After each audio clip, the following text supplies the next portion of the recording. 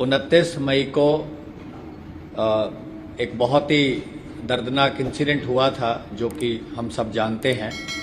पंजाबी के मशहूर सिंगर थे जिनका इंटरनेशनल फेम भी था, शुभदीप सिंह, जिनको पॉपुलरली सिद्धू मूसेवाला के नाम से जाना जाता था। तो उनकी एक बहुत ही ब्रेजन किलिंग हुई थी और जवाहर के विलेज जो कि डिस्ट्रिक्ट मानसा एरिया में आता है, वहाँ पे ये इंसिडेंट हुआ था।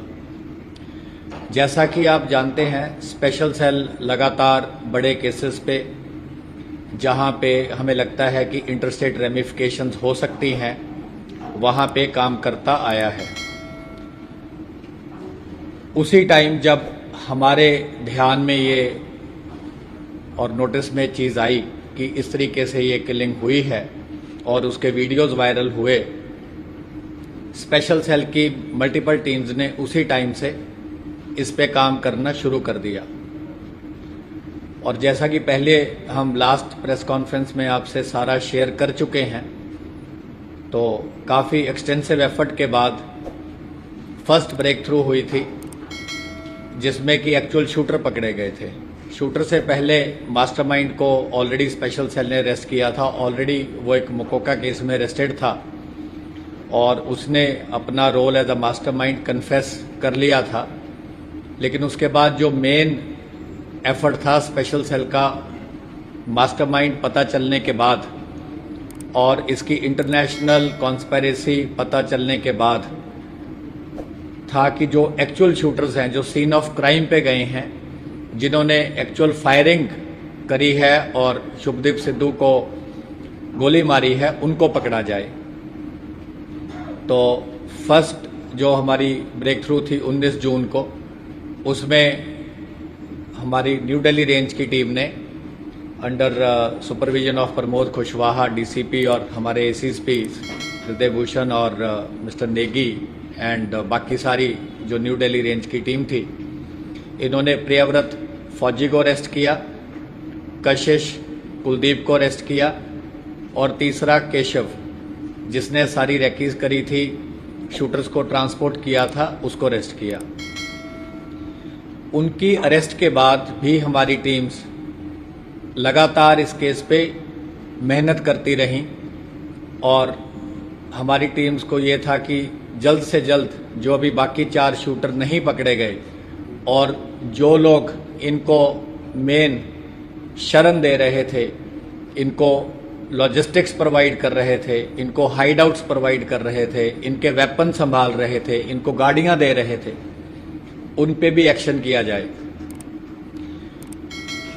उसी के चलते कल देर रात तकरीबन 11 बजे के आसपास हमारी टीम, जो कि लगातार 6 स्टेट में इनके पीछे लगी थी, मध्य प्रदेश, झारखंड, उत्तर प्रदेश, हरियाणा, गुजरात और दिल्ली, इन सारी जगहों पे 1-2 बार हमारी टीम ने इनको मिस भी किया, लेकिन उन्होंने फिर भी अपना एफर्ट नहीं छोड़ा और पीछा करते रहे। जो भी लीड मिलती रही उसको बड़ा डिलीजेंटली डेवलप किया और कल रात तकरीबन 11 बजे जब आईएसबीटी पे अंकित सिरसा, जो कि सबसे यंगेस्ट शूटर था, one of the most desperate था, जिसने दोनों हाथों से फायरिंग करी और जो सबसे करीब जाके जिसने गोलियां चलाई, उसको अरेस्ट किया। जो उसका साथी था सचिन भिवानी, इसको भी इसके साथ अरेस्ट किया गया। सचिन भिवानी ने इनको तमाम सपोर्ट प्रोवाइड करी। वारदात से पहले ये जब उकलाना मंडी में रुके, सिरसा डिस्ट्रिक्ट में रुके और फतेहाबाद में मूवमेंट हुई, तमाम जगह पे, और इंसिडेंट के बाद तोशाम में, फतेहाबाद में, पिलानी में, बाद में कच्छ एरिया में, उसके बाद जो 6 स्टेट्स मैंने आपको बताई हैं, उसमें भी जितनी मूवमेंट इनकी हुई, उसमें सचिन भिवानी और इसका एक साथी कपिल पंडित, इन्होंने मेन रोल प्ले किया। तो इनके साथ दीपक मुंडी भी था, जो कि अभी ऑन द रन है, एब्सकॉन्डिंग है, जो कि चौथा शूटर है, और उसके अलावा 2 शूटर्स का हम ऑलरेडी आपको बता चुके हैं। एक मनप्रीत मानू करके है जो कि मोगा डिस्ट्रिक्ट का है पंजाब में, और छठा शूटर जो है वो जगरूप रूपा है, वो तरन तारण का है। तो इस तरीके से स्पेशल सेल लगातार इस पे काम कर रहा है, जैसे कि ऑर्गेनाइज्ड गैंग्स पे, सिंडिकेट्स पे, एंटी टेरर पर्सपेक्टिव से स्पेशल सेल हमेशा काम करता आया है।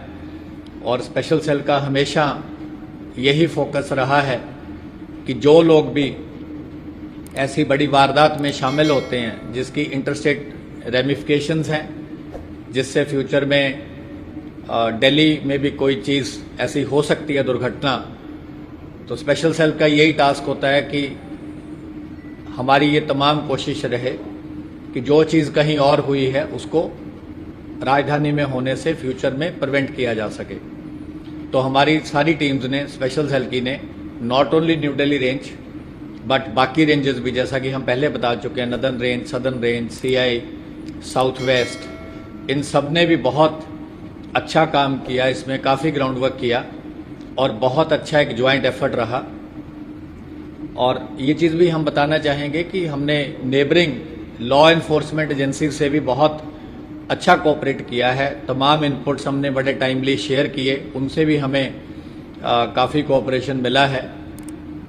और ये एक ज्वाइंट एफर्ट है जिससे कि ये जो शूटर्स थे जिन्होंने इतनी प्लानिंग से सारी वारदात को अंजाम दिया था, और इनको जैसा कि हम पहले बता चुके हैं कि फौरन से डायरेक्शंस आ रही थी, और गोल्डी बराड़ का हमने पहले ही बताया है कि एक दिन पहले भी उसकी कॉल आई थी 28 तारीख को, जब इनको बोला गया कि कल ये वारदात को अंजाम देना है।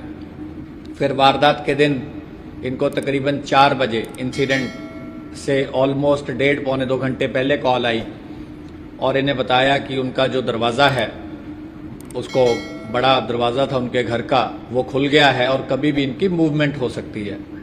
और बाद में जब मूवमेंट हुई तब भी एक इंटरनेशनल कॉल आती है दोनों मॉड्यूल्स को, शूटर्स को, कि आप मूव इन करो। इस टाइम वो अकेले जा रहे हैं और उनके साथ 2 दोस्त हैं और कोई भी गनमैन नहीं है। और जैसा कि हमने पहले भी बताया है, वारदात के बाद प्रियव्रत फौजी जो बोलेरो मॉड्यूल का हेड था, ये कॉल करके बताता है कि इन्होंने जो काम इनको सौंपा गया था इन्होंने पूरा कर दिया है। करोला का मॉड्यूल हेड ने क्या बताया ये हमें इसलिए नहीं पता क्योंकि वो अलग चले गए थे, लेकिन जो वारदात से पहले का था जिसमें गोल्डी बराड़ ने दोनों मॉड्यूल से बात करी, वो चीज़ हम ऑलरेडी आपसे शेयर कर चुके हैं। नहीं, वो हमने पहले भी बताया था कि वो जो पूरा वेपन यूज हुए हैं वारदात में, वो इन्होंने क्योंकि बहुत एलेबोरेट प्लानिंग करी थी, तो वारदात के 2 दिन बाद 1 जून को वो वेपन एक आदमी इनसे अलग लेके गया है। वो इससे ज़्यादा डिटेल हम आपसे नहीं शेयर कर पाएंगे, हमारी टीम्स इस पे भी काम कर रही हैं। सर, क्या फतेहाबाद के सावरिया होटल में ये बुकिंग भी ठहरा था? सावरिया होटल में ठहरे थे, आपकी नॉलेज करेक्ट है, लेकिन उसकी ब्रेकअप हम आपको अभी शेयर नहीं करना चाहते।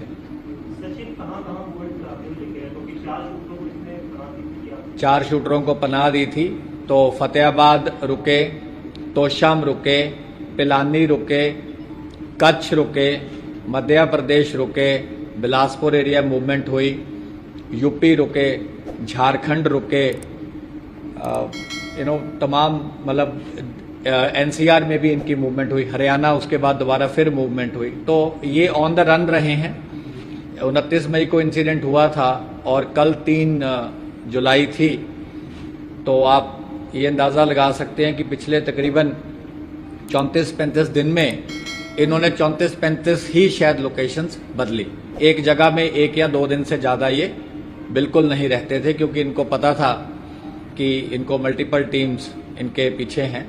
तो ये काफ़ी इन्होंने जो कर सकते थे बचने के लिए इन्होंने किया। अंकित गया था, हमने आपको लास्ट टाइम भी बताया था कि प्रियव्रत फौजी जो था ये बिना मास्क के ये 2 से लेके 7 तारीख तक जून को ये गुजरात कच्छ एरिया में रुके। तो प्रियव्रत फौजी जो था ये बिना मास्क के घूमना शुरू कर दिया। वैसे तो इसने अपनी दाढ़ी जो थी, जो इसकी फोटो में सर्कुलेट फोटो हुई थी, वो काफ़ी उसको क्लोज कट करवा लिया था हुलिया चेंज करने के लिए।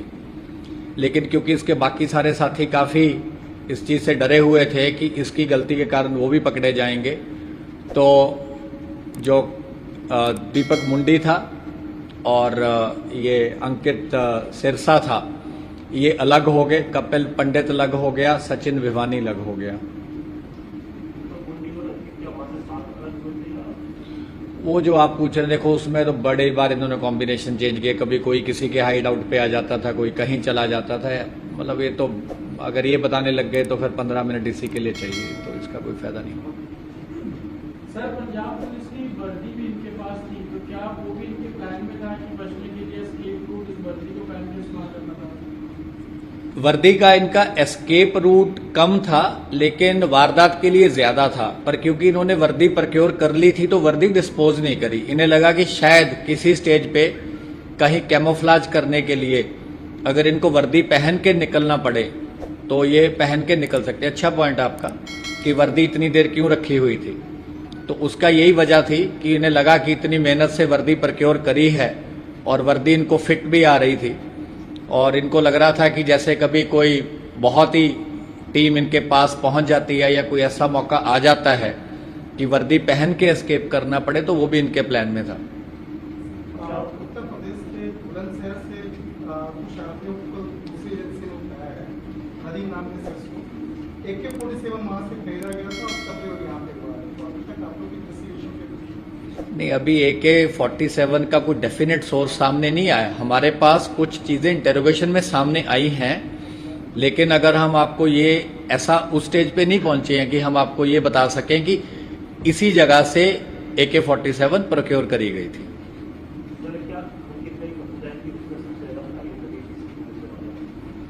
अंकित काफी डेस्परेट था। ये यंगेस्ट है, इसकी उम्र तकरीबन 18.5 साल है। तो ये दोनों हाथों से इसने वेपन पकड़ के फोटो वगैरह अपनी खींचवा रखी हैं। एक वो बुलेट्स को ग्राउंड पे रख के मुझसे वाला लिख के इसने फोटो भी खिंचवाई हुई है। अप्रैल के महीने इसने 2 वारदातें करी हैं। लॉरेंस बिश्नोई के भाई के कहने पे 2 जगह फायरिंग करी है। तो वो चीज़ें अभी हम आगे उसकी इन्वेस्टिगेशन कर रहे हैं।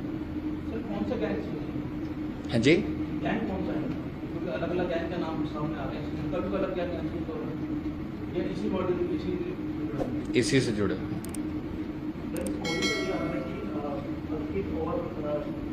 फौजी की गाड़ी में थे, इन्होंने किसी से हिट किया था उनकी गाड़ी को सिद्धू की। तो उसके बाद दोनों ने टारगेट दोनों का इन्होंने गाड़ी को हिट नहीं किया। जब उनकी गाड़ी के पीछे पहले जो मानू और रूपा थे, वो एक अलग एक वहां कैनाल रोड है मानसा में, इनको था कि कैनाल रोड लेंगे वो थार के साथ। लेकिन वो उस रोड से जब नहीं गए तो इन्होंने फटाफट गाड़ी को यू टर्न किया, करोला को दोबारा से इन्होंने पीछे लगाई, बलेरो को ओवरटेक किया, थार को ओवरटेक किया करोला ने, और ओवरटेक करते करते मनप्रीत मानू ने AK-47 से बर्स्ट फायर किया।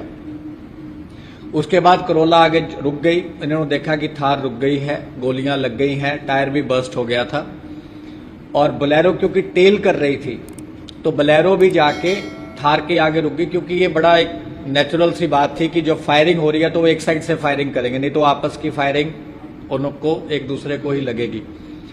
तो जब इनकी थार शुभदीप की रुक गई और इनके गोली लग गई तो बलेरो ने भी थार को ओवरटेक कर लिया। ओवरटेक करने से इन्होंने सारों ने एक साइड से फायरिंग करी। सबसे पहले मानू उतरा, चारों लोग बलेरो से उतरे। रूपा ने करोला यू टर्न करी। यू टर्न करते हुए जो करोला का एक दरवाजा था वो बलेरो के साथ टकराया, जिसकी वजह से जब ये मौके से भाग रहे थे तो इनकी गाड़ी का दरवाजा भी बंद नहीं हो पाया था। उसका वजह यही थी कि जब वो यू टर्न कर रहा था तो बलेरो की एक साइड और करोला की एक साइड आपस में टकरा गए थे, और रूपा एंड में उतरा, क्योंकि पहले गाड़ी उसने यू टर्न करी, यू टर्न के बाद उतर के उसने फायरिंग करी थी। लेकिन माना जाए कि इस मर्डर मिस्ट्री में रोहित बिश्नोई और पूर्वी क्रांत ने स्लीपर सेल का इस्तेमाल किया, नहीं, स्लीपर सेल तो नहीं है, एक्टिव क्रिमिनल है, कोई फरारी काट रहा है, मतलब क्योंकि हथियार का भी पता चला था एक घंटे तारीख इसमें हथियार दिया और बहुत करता है। नहीं, स्लीपर सेल तो देखिए अब कोई बहुत ही डॉर्मेंट हम उसको बोल सकते हैं, तो एक्टिव है, ये तो हर महीने और कई बार इन्होंने मल्टीपल वारदात कर रखी हैं, तो स्लीपर तो नहीं बोल सकते। हाँ जी, वो हम जो शेयर कर सकते हैं इमेजेस हम आपके बाद प्रेस कॉन्फ्रेंस के बाद शेयर कर देंगे।